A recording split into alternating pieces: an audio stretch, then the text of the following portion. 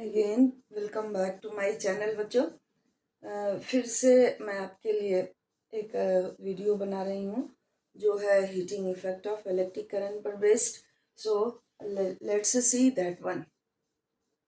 Then ये effects of electric current. तो effect of electric current कहने का मतलब when electric current is pass through a conductor, तो क्या क्या हो सकता है उसका इफेक्ट। देन ये जो इफेक्ट है वो 3 टाइप्स ऑफ इफेक्ट है। Electric current can produce these effect. First one, heating effect. Heating effect, magnetic effect,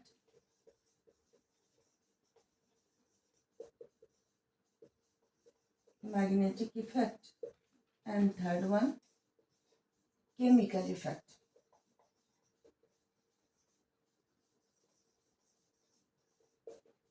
So these 3 kinds of effect can be produced by electric current.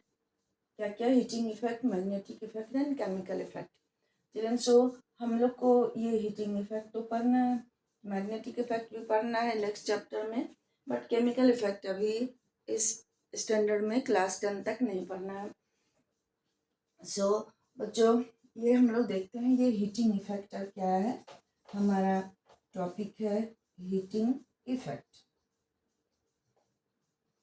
Heating effect of electric current.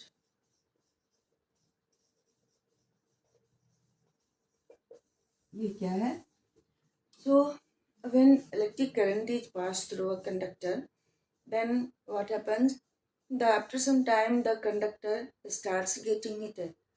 यानी कि किसी conductor से जब हम लोग electric current pass कराते हैं तो कुछ समय के बाद हम लोग क्या देखते हैं कि वो गर्म हो जाता है, हीटेड हो जाता है। तो ये जो इफेक्ट है इलेक्ट्रिक करंट का, इसे ही हम लोग कहते हैं heating effect of electric current. Then बच्चों, ये हीटिंग इफेक्ट को हम लोग जूल्स हीटिंग भी कहते हैं, because James Prescott joule had ये स्टडीड ऑन दिस वन, और अपना उन्होंने लॉ भी दिया था। उसी के आधार पर हम लोग इसे जूल्स हीटिंग भी कहते हैं। तो कैसे डिफाइन कीजिएगा? When electric current is pass through a conductor, the conductor after some time gets heated and this effect of electric current is called heating effect. Okay, अब देखिए हीटिंग इफेक्ट का cause क्या है। हम लोगों ने शुरू में ही पढ़ा था कि when electric current is pass through a conductor, तो चार्जेस क्या होते हैं, अलग दूसरे फ्री इलेक्ट्रॉन्स जो उससे मूव करते रहते हैं, वो क्या करता है, किसी दूसरे एटम से टकरा गया, दूसरे फ्री इलेक्ट्रॉन से टकरा गया, इस तरह से उसके मोशन का में हिंड्रेंस होता है। और वो जो हिंड्रेंस होगा उसके कारण उसका एनर्जी, वो अपना एनर्जी लूज करता है, और ये वही lost energy gets converted into heat energy. क्या बोले हम आपको कि when charges flow through a conductor, then the conductor charges feel hindrance in their motion. How? उसका रीजन क्या हुआ कि चार्ज को जब फ्लो करने लगता है तो दूसरे इलेक्ट्रॉन से वो कोलाइड किया, दूसरे एटम से कोलाइड किया। Sometimes they fall in small hole in the conductor, वो हमें दिखता नहीं है, बट इलेक्ट्रॉन्स के लिए, फ्री इलेक्ट्रॉन्स के लिए वो होल जैसा होता है कंडक्टर में, उस होल में गिर गया। इस तरह से वो क्या होता है, वो अपना सम एनर्जी को लूज करता है। इसे आप ऐसे भी कह सकते हो कि कंडक्टर में जो रेसिस्टेंस होता है, वो रेसिस्टेंस चार्जेज को फ्लो होने से रोकना चाहता है, but charges have compulsion to flow, क्योंकि बैटरी या सोर्स ऑफ इलेक्ट्रिक करंट है, वो इलेक्ट्रिक प्रेशर अप्लाई करता है, तो चार्ज को फ्लो होना कंपल्सन है, लेकिन रेसिस्टेंस उस चार्जेज को के फ्लो का अपोज करता है। इस तरह से charges lose some of their energy, and then that lost energy gets converted as heat energy. या आप ऐसे भी कह सकते हो कि चार्जेज को रेसिस्टेंस को ओवरकम करने में, उसे दूसरे तरह हम लोग कह सकते हैं रेसिस्टेंस चार्जेज के फ्लो को रोकना चाहता है, but charges have compulsion to flow, इसलिए वो क्या करते हैं, उसे ओवरकम करने में उन्हें कुछ वर्क करना पड़ता है. That work done gets stored as get converted as heat energy in the conductor, or the conductor starts getting heated. इस तरह से वो कंडक्टर में हीट प्रोड्यूस होगा. इसका मतलब अगर रेसिस्टेंस के कारण हीट प्रोड्यूस होता है तो ऑब्वियसली आई थिंक सो, आप भी सोच सकते हो प्रैक्टिकल थिंग कि रेसिस्टेंस ज़्यादा होगा तो ज़्यादा हीट प्रोड्यूस होगा. और इसका मतलब ये नहीं है कि इंसुलेटर में हम फ्लो कराएं तो ज़्यादा हीट प्रोड्यूस होगा, बट अगर रेसिस्टेंस ज़्यादा होगा तो ज़्यादा हीट प्रोड्यूस होगा. इस तरह से बच्चों ये जो हमारा इफ़ेक्ट है इलेक्ट्रिक करंट का, इसे हम लोग कहते हैं हीटिंग इफ़ेक्ट. ओके, और कॉज भी हमने आपको बताया. अब हम लोग प्रोड्यूस्ड हीट के लिए या जूल्स हीटिंग के लिए हम लोग फॉर्मूला देखते हैं.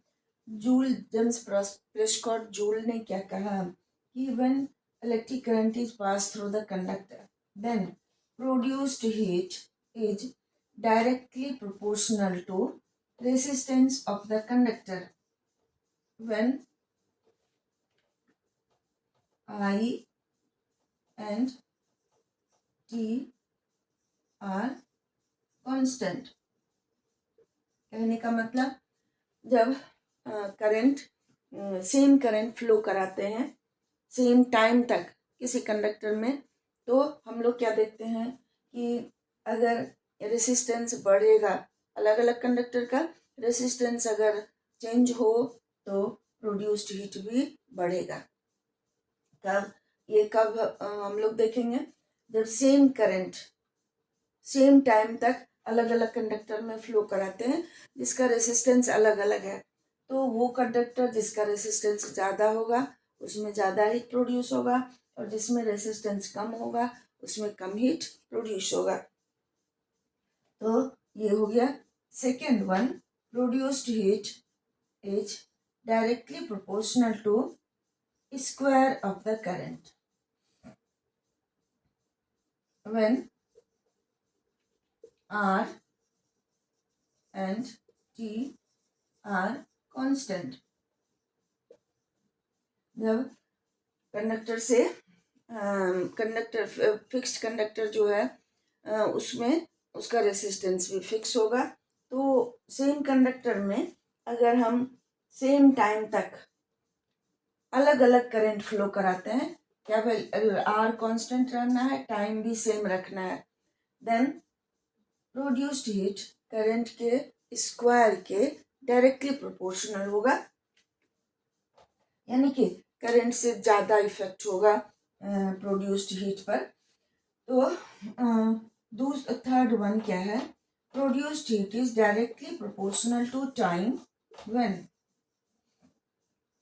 I and R are constant. Same time तक हम कंडक्टर लिए जिसका रेसिस्टेंस सेम है, करंट का वैल्यू भी सेम रखते हैं, बट अलग अलग टाइम तक उसमें हम इलेक्ट्रिक करंट फ्लो कराते हैं. तो जितना ज़्यादा देर तक इलेक्ट्रिक करंट फ्लो कराइएगा उतना ज़्यादा हीट प्रोड्यूस होगा. ये चीज़ हम लोग इलेक्ट्रिक हीटर में देखते हैं, इलेक्ट्रिक आयरन में देखते हैं. ऑल्दो ऑटोमेटिक इलेक्ट्रिक आयरन में हम लोग तुरंत ही वो देखते हैं कि वो बहुत गर्म हो गया, बट जो नॉर्मल वाला इलेक्ट्रिक आयरन है उसे हम लोग प्लग इन करके कुछ देर छोड़ना पड़ता है, so that it can get heated enough to get the cloth iron. So H proportional to R हो गया, क्या प्रोड्यूस्ड हीट डायरेक्टली प्रोपोर्शनल हो गया रेसिस्टेंस के. रेसिस्टेंस जैसे जैसे बढ़ता जाएगा प्रोड्यूस्ड हीट का वैल्यू भी बढ़ता जाएगा, बट कंडीशन क्या है कि same current has to flow for the same time.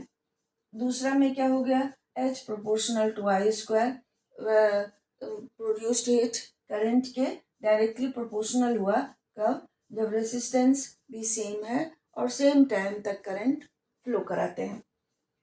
H proportional to T, यानी कि प्रोड्यूस्ड हीट टाइम के डायरेक्टली प्रोपोर्शनल हुआ। इसका मतलब जैसे जैसे टाइम बढ़ेगा, मतलब ज़्यादा देर तक करंट फ्लो कराइएगा, द प्रोड्यूस्ड हीट का अमाउंट भी बढ़ता जाएगा। लेकिन वहाँ क्या रहना है, करंट और रेसिस्टेंस के वैल्यू को कांस्टेंट रहना है बच्चों। तो इस तरह से हम लोग इस तीनों फार्मूला को कंबाइन करके क्या लिख सकते हैं, H proportional to I square R T. H proportional to I square R T, ये चीज़ हम लोगों ने देखा था इलेक्ट्रिक एनर्जी वाले फॉर्मूला में भी, कि इलेक्ट्रिक एनर्जी का जब हम कैलकुलेट करते हैं उसमें भी यही सारा टर्म आया था इसी तरह का। H is equal sorry electric energy E is equal to I square R T. So इसे हम लोग जूल्स लॉ में इसको हम लोग देखते हैं कैसे कर सकते हैं। देन जूल्स लॉ से आपका आया था H is equal to I square R T. अब हम लोग क्या कर सकते हैं, प्रोपोर्शनलिटी साइन को हटा के एक कांस्टेंट देते हैं, I square R T, value of constant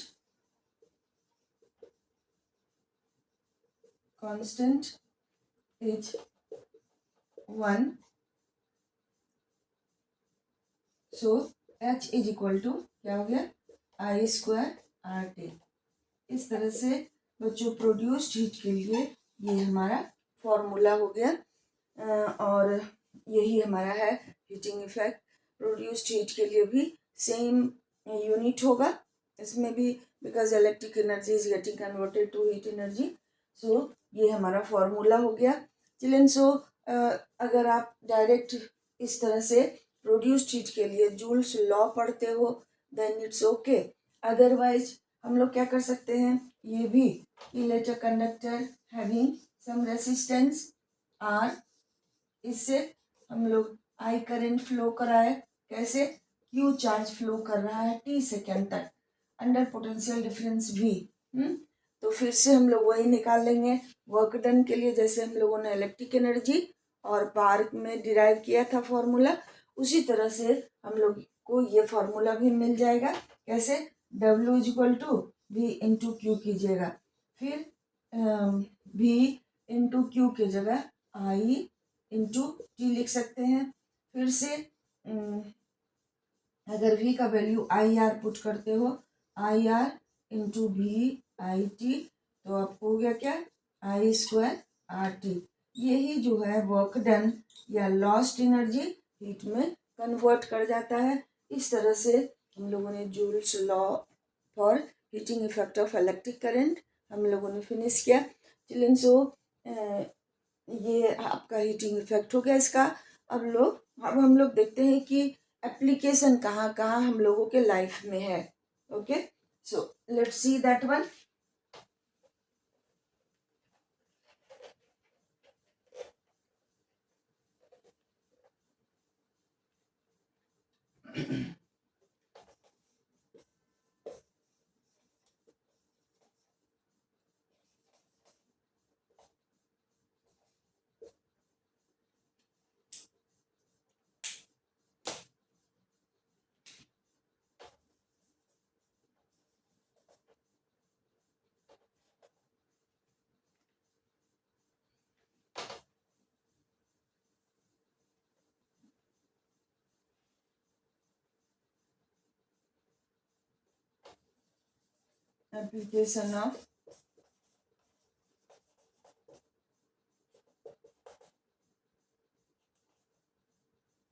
Application of heating effect we are going to see.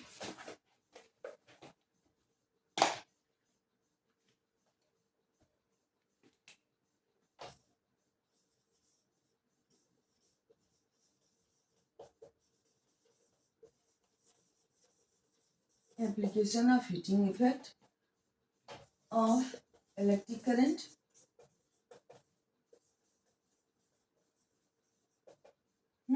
पहले हम लोग देखते हैं क्या इन इलेक्ट्रिक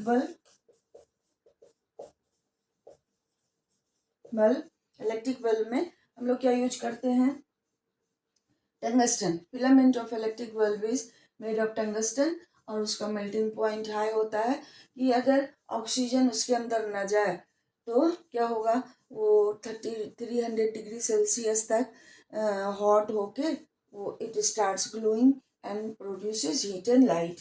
तो इलेक्ट्रिक बल्ब में टंगस्टन जो हाई रेसिस्टेंस वाला कंडक्टर है, वायर है, that gets heated and produces heat. Second one, in electric heating devices.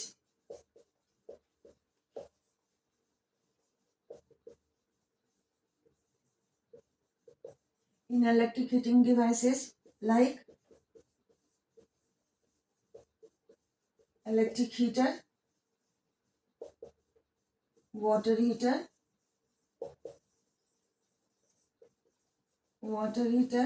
room heater, etcetera. इसमें क्या होता है, उसके अंदर एक कॉइल होता है, wire in the form of coil, that is made of nichrome, nickel, chromium and iron का वो एलॉय होता है। तो वो एलॉय बना देने से क्या होगा, उसका रेसिस्टेंस बढ़ जाता है, although current flows but resistance बढ़ जाता है। Then that alloy nichrome will convert electric energy to heat energy in more amount. So ये इलेक्ट्रिक हीटर, आयरन, ये वाटर हीटर, ये सब में क्या कि नाइक्रोम का यूज होता है। It will have high resistance due to alloying, or they convert electric energy to heat energy। बच्चों इसमें आप लोग इलेक्ट्रिक हीटर में या आयरन में अगर देखा होगा तो इलेक्ट्रिक हीटर में क्या होता है, कॉइल होता है, वायर कॉइल के फॉर्म में होता है। उसका मतलब क्या हुआ कि हमें लंबा सा वायर यूज करना है, हीट प्रोड्यूस करना है ज़्यादा अमाउंट में, तो वायर को कॉइल के फॉर्म में लाके हम लोग उसको छोटे जगह में कंसंट्रेट कर देते हैं, और इस तरह से प्रोड्यूस्ड हीट का वैल्यू छोटे एरिया में कंसंट्रेट होता है, and we can get more heat. So electric heater में हम लोग क्या देखें कि एलॉय बना के जो उसका जो कॉइल होता है, heating part of electric heater iron हुआ, वो एलॉय नाइक्रोम जैसे एलॉय का बना होता है। एलॉय बना देने से क्या होगा, रेसिस्टेंस भी बढ़ गया। उसके बाद लेंथ भी बड़ा यूज होता है कॉइल के फॉर्म में, तो longer is the length, longer will be the resistance, more will be the heat produced, और इस तरह से ज़्यादा हीट प्रोड्यूस होता है। थर्ड, इसका यूज है इलेक्ट्रिक फ्यूज में, इलेक्ट्रिक फ्यूज वायर में। Children, this is more important part of this topic. Electric fuse wire में क्या होगा कि fuse wire is made of an alloy of lead, LEAD, lead and tin. तो वो कर देने से क्या हो जाता है, उसका रेसिस्टेंस बढ़ गया, और वो रेसिस्टेंस बढ़ गया, और क्या होता है, मेल्टिंग पॉइंट उसका कम हो जाता है, बनाया जाता है। तो फ्यूज वायर एक्चुअली है क्या, this is the weakest part of electric circuit. जब कभी घर में शॉर्ट सर्किट या ओवरलोडिंग हो जाए, this fuse wire will melt and protect our circuit from getting burned, from catching fire. तो ये फ्यूज वायर हुआ वो कि the weakest part of electric circuit which gets heated, which will have a high resistance and low melting point, जो कि short circuit या overloading के समय ओवर हीट होके इलेक्ट्रिक सर्किट को ब्रेक कर देता है। ये फ्यूज वायर किसका बना होगा, an alloy of lead and tin. उसके बाद ये फ्यूज वायर चिल्ड्रन, हम लोग देखते हैं अपने घर में डोमेस्टिक इलेक्ट्रिक सर्किट में अलग अलग वो रेटिंग का फ्यूज वायर यूज होता है। तो एक 1 एम्पियर भी होगा, 3 एम्पियर, 5 एम्पियर, 10 एम्पियर, 15 एम्पियर तक का भी फ्यूज वायर हम लोग के घर में यूज होता है। तो ये कहने का मतलब क्या है, 1 एम्पियर, 3 एम्पियर, 5 एम्पियर एक्सेट्रा। तो इसको हम लोग अप्लायंस के अकॉर्डिंग कैलकुलेट करते हैं कि हमें इस अप्लायंस के लिए कितना रेटिंग वाला फ्यूज वायर चाहिए। अगर सपोज किसी अप्लायंस में लिखा हुआ है 220 वोल्ट,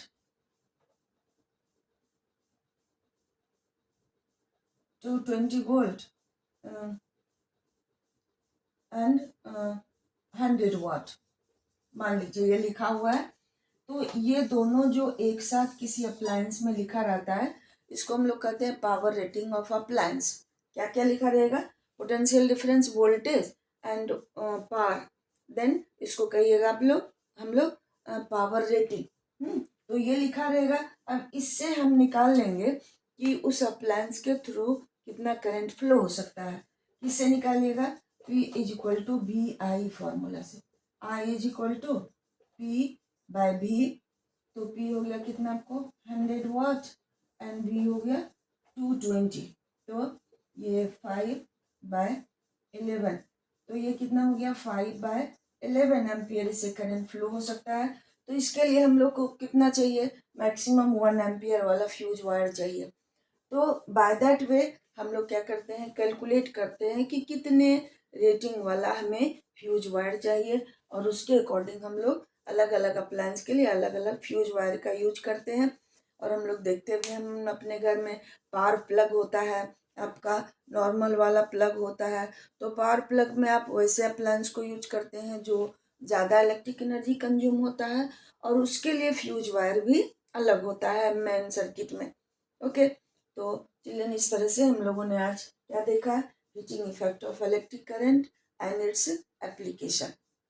ओके, सो नाउ अब हम लोग इस पर कुछ न्यूमेरिकल्स सॉल्व करेंगे, बट इन नेक्स्ट वीडियो में हम लोग खाली इलेक्ट्रिसिटी पर, इस चैप्टर पर बेस्ड न्यूमेरिकल सॉल्व करेंगे। After that we will start magnetic effect.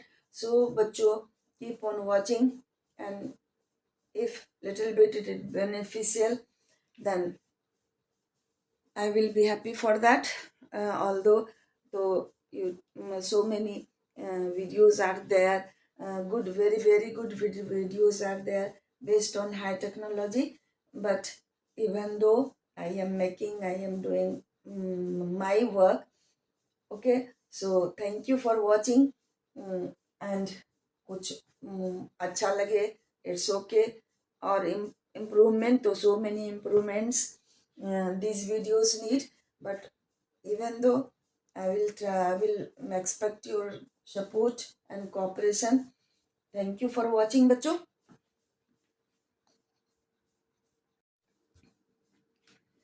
Again welcome back to my channel बच्चों। फिर से मैं आपके लिए एक वीडियो बना रही हूँ जो है heating effect of electric current पर based. So let's see that one. Then effects of electric current. तो इफेक्ट ऑफ इलेक्ट्रिक करंट कहने का मतलब, when electric current is pass through a conductor, तो क्या क्या हो सकता है उसका इफेक्ट। देन ये जो इफेक्ट है वो 3 टाइप्स ऑफ इफेक्ट है। Electric current can produce these effect. First one, heating effect. Heating effect, magnetic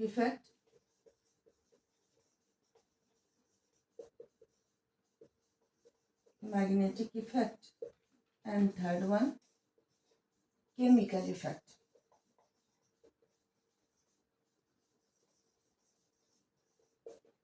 So these 3 kinds of effect can be produced by electric current. क्या क्या, heating effect, magnetic effect and chemical effect. Children, so हम लोग को ये heating effect तो पढ़ना है, magnetic effect भी पढ़ना है नेक्स्ट चैप्टर में, बट केमिकल इफेक्ट अभी इस स्टैंडर्ड में क्लास 10 तक नहीं पढ़ना है। सो बच्चों, ये हम लोग देखते हैं ये हीटिंग इफेक्ट क्या है। हमारा टॉपिक है heating effect. Heating effect of electric current.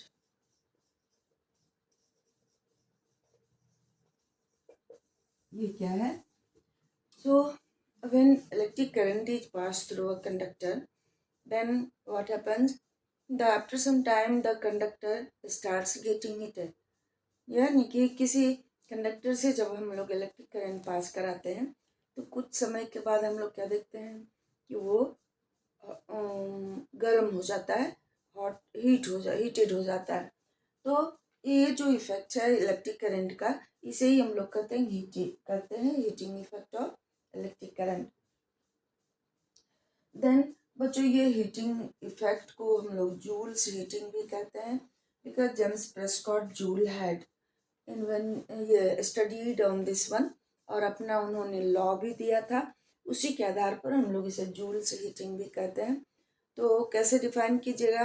When electric current is pass through a conductor, the conductor after some time gets heated and this effect of electric current is called heating effect. Okay, अब देखिए heating effect का cause क्या है।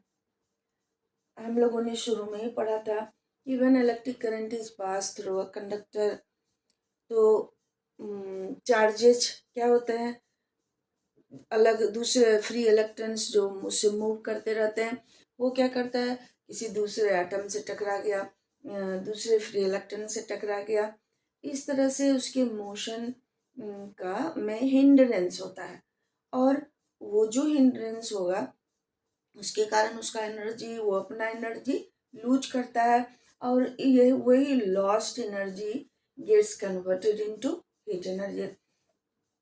क्या बोले हम आपको कि when charges flow through a conductor, then the conductor charges feel hindrance in their motion. How?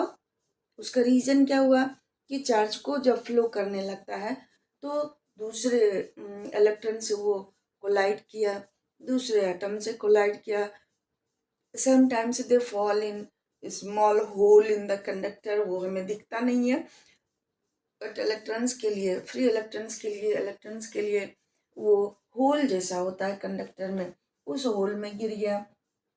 इस तरह से वो क्या होता है, वो अपना सम एनर्जी को लूज करता है। इसे आप ऐसे भी कह सकते हो कि कंडक्टर में जो रेसिस्टेंस होता है, वो रेसिस्टेंस चार्जेज को फ्लो होने से रोकना चाहता है, but charges have compulsion to flow, क्योंकि बैटरी या सोर्स ऑफ इलेक्ट्रिक करंट है, वो इलेक्ट्रिक प्रेशर अप्लाई करता है, तो चार्ज को फ्लो होना कंपल्सन है, लेकिन रेसिस्टेंस उस चार्जेज को के फ्लो का अपोज करता है। इस तरह से charges lose some of their energy and then that lost energy gets converted as heat energy. या आप ऐसे भी कह सकते हो कि चार्जेज को रेसिस्टेंस को ओवरकम करने में, उसे दूसरे तरह हम लोग कह सकते हैं रेसिस्टेंस चार्जेज के फ्लो को रोकना चाहता है, but charges have compulsion to flow, इसलिए वो क्या करते हैं, उसे ओवरकम करने में उन्हें कुछ वर्क करना पड़ता है। That work done gets stored as can get converted as heat energy in the conductor, or conductor starts getting heated। इस तरह से वो कंडक्टर में हीट प्रोड्यूस होगा। इसका मतलब अगर रेसिस्टेंस के कारण हीट प्रोड्यूस होता है तो ऑब्वियसली आई थिंक सो, आप भी सोच सकते हो प्रैक्टिकल थिंग कि रेसिस्टेंस ज़्यादा होगा तो ज़्यादा हीट प्रोड्यूस होगा, और इसका मतलब ये नहीं है कि इंसुलेटर में हम फ्लो कराएं तो ज़्यादा हीट प्रोड्यूस होगा, बट अगर रेसिस्टेंस ज़्यादा होगा तो ज़्यादा हीट प्रोड्यूस होगा। इस तरह से बच्चों ये जो हमारा इफेक्ट है इलेक्ट्रिक करंट का, इसे हम लोग कहते हैं हीटिंग इफेक्ट। ओके, और कॉज भी हमने आपको बताया। अब हम लोग प्रोड्यूस्ड हीट के लिए या जूल्स हीटिंग के लिए हम लोग फॉर्मूला देखते हैं। जूल जेम्स प्रेस्कॉट जूल ने क्या कहा कि when electric current is pass through the conductor then produced heat is directly proportional to resistance of the conductor when I and T are constant। कहने का मतलब जब करंट सेम करंट फ्लो कराते हैं सेम टाइम तक किसी conductor में, तो हम लोग क्या देखते हैं कि अगर रेसिस्टेंस बढ़ेगा, अलग अलग कंडक्टर का रेसिस्टेंस अगर चेंज हो तो प्रोड्यूस्ड हीट भी बढ़ेगा। कब हम लोग देखेंगे, जब सेम करंट सेम टाइम तक अलग अलग कंडक्टर में फ्लो कराते हैं जिसका रेसिस्टेंस अलग अलग है, तो वो कंडक्टर जिसका रेसिस्टेंस ज़्यादा होगा उसमें ज़्यादा हीट प्रोड्यूस होगा और जिसमें रेसिस्टेंस कम होगा उसमें कम हीट प्रोड्यूस होगा। तो ये हो गया second one, produced heat is directly proportional to square of the current when R and T are constant। जब कंडक्टर से कंडक्टर फिक्स्ड कंडक्टर जो है उसमें उसका रेसिस्टेंस भी फिक्स होगा, तो सेम कंडक्टर में अगर हम सेम टाइम तक अलग अलग करंट फ्लो कराते हैं, क्या आर कांस्टेंट रहना है, टाइम भी सेम रखना है, देन प्रोड्यूस्ड हीट करंट के स्क्वायर के डायरेक्टली प्रोपोर्शनल होगा, यानी कि करंट से ज़्यादा इफेक्ट होगा प्रोड्यूस्ड हीट पर। तो थर्ड वन क्या है, produced heat is directly proportional to time when I and R are constant। Same time तक हम कंडक्टर लिए जिसका रेसिस्टेंस सेम है, करंट का वैल्यू भी सेम रखते हैं, बट अलग अलग टाइम तक उसमें हम इलेक्ट्रिक करंट फ्लो कराते हैं। तो जितना ज़्यादा देर तक इलेक्ट्रिक करंट फ्लो कराइएगा उतना ज़्यादा हीट प्रोड्यूस होगा। ये चीज़ हम लोग इलेक्ट्रिक हीटर में देखते हैं, इलेक्ट्रिक आयरन में देखते हैं। ऑल्दो ऑटोमेटिक इलेक्ट्रिक आयरन में हम लोग तुरंत ही वो देखते हैं कि वो बहुत गर्म हो गया, बट जो नॉर्मल वाला इलेक्ट्रिक आयरन है उसे हम लोग प्लग इन करके कुछ देर छोड़ना पड़ता है, so that it can get heated enough to get the cloth iron. So H proportional to R हो गया, क्या प्रोड्यूस्ड हीट डायरेक्टली प्रोपोर्शनल हो गया रेसिस्टेंस के। रेसिस्टेंस जैसे जैसे बढ़ता जाएगा प्रोड्यूस्ड हीट का वैल्यू भी बढ़ता जाएगा, बट कंडीशन क्या है कि same current has to flow for the same time. दूसरा में क्या हो गया, H proportional to I square, produced heat current के डायरेक्टली प्रोपोर्शनल हुआ कब, जब रेसिस्टेंस भी सेम है और सेम टाइम तक करंट फ्लो कराते हैं।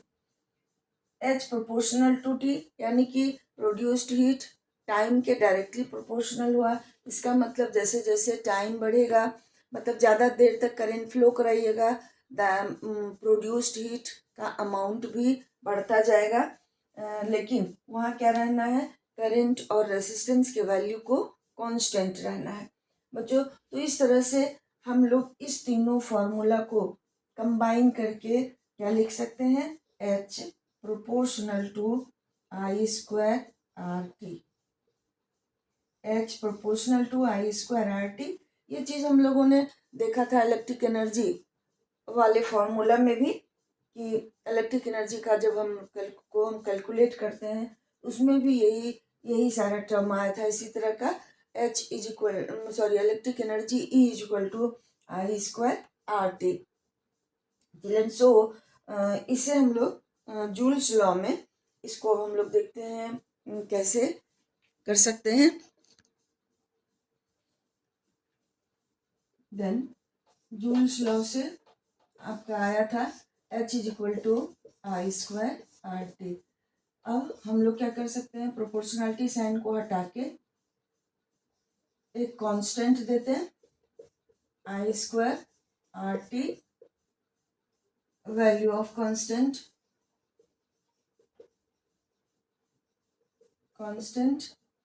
Is 1, so H is equal to क्या हो गया, आई स्क्वायर आर टी। इस तरह से बच्चों प्रोड्यूस्ड हीट के लिए ये हमारा फॉर्मूला हो गया। और यही हमारा है हीटिंग इफेक्ट। प्रोड्यूस्ड हीट के लिए भी सेम यूनिट होगा इसमें भी, because electric energy is getting converted to heat energy. So ये हमारा फॉर्मूला हो गया चिल्ड्रन। सो अगर आप डायरेक्ट इस तरह से प्रोड्यूस्ड हीट के लिए जूल्स लॉ पढ़ते हो देन इट्स ओके। अदरवाइज हम लोग क्या कर सकते हैं, ये भी कि let a conductor having some resistance R, इससे हम लोग आई करंट फ्लो कराए, कैसे, क्यू चार्ज फ्लो कर रहा है टी सेकेंड तक अंडर पोटेंशियल डिफरेंस वी। तो फिर से हम लोग वही निकाल लेंगे वर्क डन के लिए, जैसे हम लोगों ने इलेक्ट्रिक एनर्जी और पावर में डिराइव किया था फॉर्मूला, उसी तरह से हम लोग को ये फॉर्मूला भी मिल जाएगा। कैसे, W is equal to V into Q कीजिएगा, फिर V इंटू क्यू की जगह I इंटू टी लिख सकते हैं। फिर से अगर V का वैल्यू आई आर पुट करते हो, I R into V I T, तो आपको हो गया क्या, आई स्क्वायर आर टी। यही जो है वर्क डन या लॉस्ट एनर्जी हीट में कन्वर्ट कर जाता है। इस तरह से हम लोगों ने joules law for heating effect of electric current हम लोगों ने फिनिश किया चिल्ड्रन। सो ये आपका हीटिंग इफेक्ट हो गया इसका। अब हम लोग देखते हैं कि एप्लीकेशन कहाँ कहाँ हम लोगों के लाइफ में है। Okay, so let's see that one.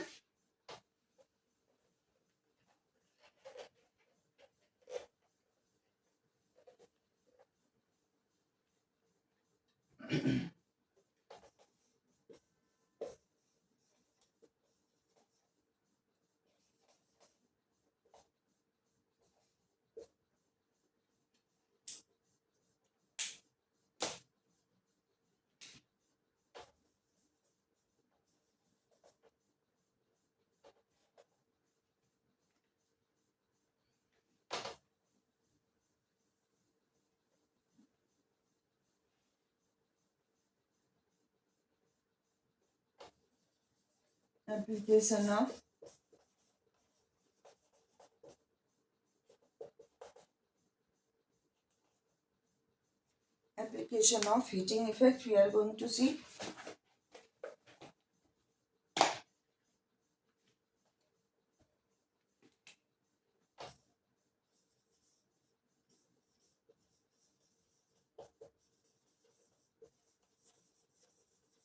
Application of heating effect of electric current.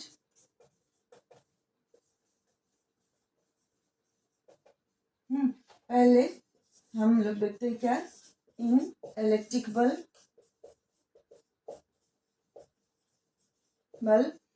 Bulb में हम लोग क्या यूज करते हैं, tungsten. Filament of electric bulb is made of tungsten, और उसका मेल्टिंग पॉइंट हाई होता है कि अगर ऑक्सीजन उसके अंदर न जाए तो क्या होगा, वो 300 डिग्री सेल्सियस तक हॉट होके वो it starts glowing and produces heat and light. तो इलेक्ट्रिक बल्ब में टंगस्टन जो हाई रेसिस्टेंस वाला कंडक्टर है, वायर है, that gets heated and produces heat. Second one, in electric heating devices.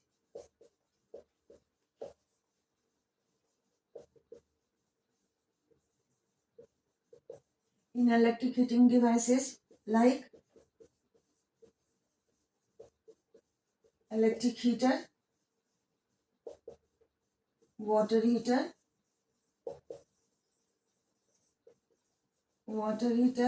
room heater, etcetera. इसमें क्या होता है, उसके अंदर एक कॉइल होता है, wire in the form of coil that is made of nichrome, nickel, chromium and iron का वो एलॉय होता है। तो वो एलॉय बना देने से क्या होगा, उसका रेसिस्टेंस बढ़ जाता है। Although current flows but resistance बढ़ जाता है। Then that alloy nichrome will convert electric energy to heat energy in more amount. So ये इलेक्ट्रिक हीटर, आयरन, ये वाटर हीटर, ये सब में क्या कि नाइक्रोम का यूज होता है। It will have high resistance due to alloying, or they convert electric energy to heat energy. बच्चों, इसमें आप लोग इलेक्ट्रिक हीटर में या आयरन में अगर देखा होगा तो इलेक्ट्रिक हीटर में क्या होता है, कॉइल होता है, वायर कॉइल के फॉर्म में होता है। उसका मतलब क्या हुआ कि हमें लंबा सा वायर यूज करना है, हीट प्रोड्यूस करना है ज़्यादा अमाउंट में, तो वायर को कॉइल के फॉर्म में लाके हम लोग उसको छोटे जगह में कंसंट्रेट कर देते हैं, और इस तरह से प्रोड्यूस्ड हीट का वैल्यू छोटे एरिया में कंसंट्रेट होता है, and we can get more heat.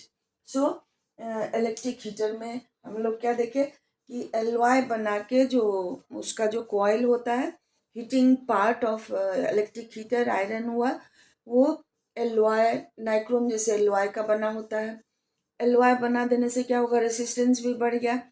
उसके बाद लेंथ भी बड़ा यूज होता है कॉइल के फॉर्म में, तो longer is the length, longer will be the resistance, more will be the heat produced, और इस तरह से ज़्यादा हीट प्रोड्यूस होता है। थर्ड, इसका यूज है इलेक्ट्रिक फ्यूज में, इलेक्ट्रिक फ्यूज वायर में। Children, this is more important part of this topic. Electric fuse wire में क्या होगा कि fuse wire is made of an alloy of lead, LEAD, lead and tin. तो वो कर देने से क्या हो जाता है, उसका रेसिस्टेंस बढ़ गया, और वो रेसिस्टेंस बढ़ गया, और क्या होता है, मेल्टिंग पॉइंट उसका कम हो जाता है, बनाया जाता है। तो फ्यूज वायर एक्चुअली है क्या, this is the weakest part of electric circuit. जब कभी घर में शॉर्ट सर्किट या ओवरलोडिंग हो जाए, this fuse wire will melt and protect our circuit from getting burned, from catching fire. तो ये फ्यूज वायर हुआ वो कि the weakest part of electric circuit which gets heated, which will have a high resistance and low melting point, जो कि short circuit या overloading के समय ओवर हीट होके इलेक्ट्रिक सर्किट को ब्रेक कर देता है। ये फ्यूज वायर किसका बना होगा, an alloy of lead and tin. उसके बाद ये फ्यूज वायर चिल्ड्रन, हम लोग देखते हैं अपने अपने घर में डोमेस्टिक इलेक्ट्रिक सर्किट में अलग अलग वो रेटिंग का फ्यूज वायर यूज होता है। तो एक 1 एम्पियर भी होगा, 3 एम्पियर, 5 एम्पियर, 10 एम्पियर, 15 एम्पियर तक का भी फ्यूज वायर हम लोग के घर में यूज होता है। तो ये कहने का मतलब क्या है, 1 एम्पियर, 3 एम्पियर, 5 एम्पियर एक्सेट्रा। तो इसको हम लोग अप्लायंस के अकॉर्डिंग कैलकुलेट करते हैं कि हमें इस अप्लायंस के लिए कितना रेटिंग वाला फ्यूज वायर चाहिए। अगर सपोज किसी अप्लायंस में लिखा हुआ है 220 वोल्ट,